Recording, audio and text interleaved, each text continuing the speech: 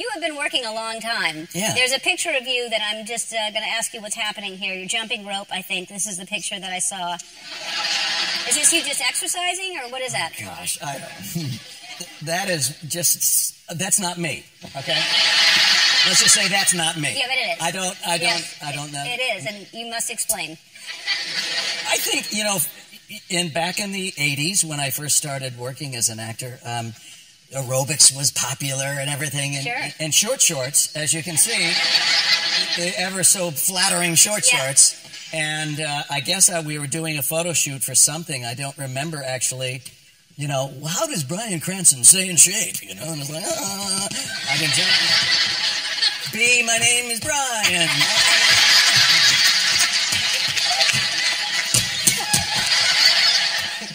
Let's talk about this book, how you've had time to write this in between. How have you had time to write this? Yes. You know, on a lot of flights back and forth across doing work, I would have time to be in my little cubicle on the plane and write. Yeah, that's the other guy. That's the other guy. Do you miss that guy? Do you miss Walter White? I miss him to a... Yeah.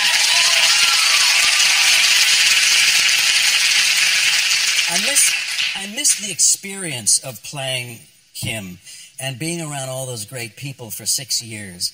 But the story came to such a great beginning, middle, and end that I'm satiated. I'm fine. It's like, I'd rather leave with an audience wanting more of that than going, oh my God, is that show still on? You know, so that's, you know. Oh, now stop it!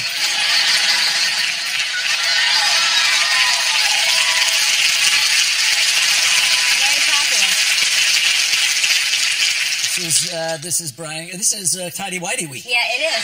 Actually, there should be a Tidy Whitey Week. You know what? It has just become Tidy Whitey Week. That's a heck with Mark Harmon. I should have asked him what he wears. Get him back in here. Yeah. But wait, before we move on, so there's lots of little stories. They're all short stories about... The stories about my life. The stories that I've been telling to friends about the challenging childhood I had and how I... Quite a challenging childhood. Yeah, Tell a little bit about that. Yeah. My dad and mom were both actors, and they met in an acting class in the late 40s and came together quickly and got married and set up shop, and they flamed out pretty, you know, when I was about 10, 11 years old. And I didn't see my dad. He left the family, and so I had to grow up kind of fast, I think. And my brother, fortunately, my older brother Kyle, who helped me through a lot of it. But you just try to navigate your way through a challenging childhood by any means necessary. And then finally, if you come through on the other side and you've made it, then so much the better. Yeah. So a lot of that is in the book, and also meeting my wife. And yeah, you have the story about you proposing to your wife. You have to tell everyone how you proposed to your wife. So I knew it was time. I knew she is such a great catch. She's a beautiful woman and a heart and soul. And I realized that if I faced her and got on one knee and said, would you be my wife? I love you. Please, I would start weeping.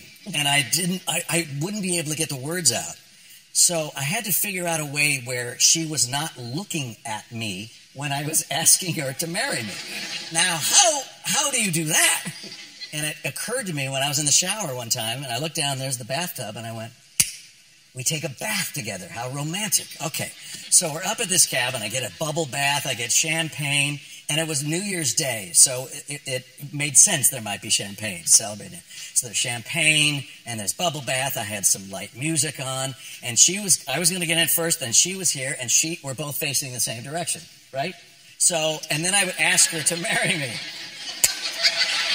The problem was, where do I put the engagement ring? Because there was no place to put it, so I just had this thought. I put it on my baby toe. I put the ring all the way onto my baby toe and submerged it underneath all the bubbles. In she comes, and she's talking, and we're saying, this is nice, and we're staying there a while. I'm getting nervous. I got to do this. I got to do some more champagne, Okay, here it comes. And Robin, you mean everything in the world to me. Oh, thanks. And I push her face in. And I can't imagine not spending the rest of my life with you. Oh, I keep pushing her face away. And I want you, if you would, to be my wife. You'd make me the happiest man in the world. Oh, and I keep until finally she said yes. And then we did kiss. And then I said, oh, right, here.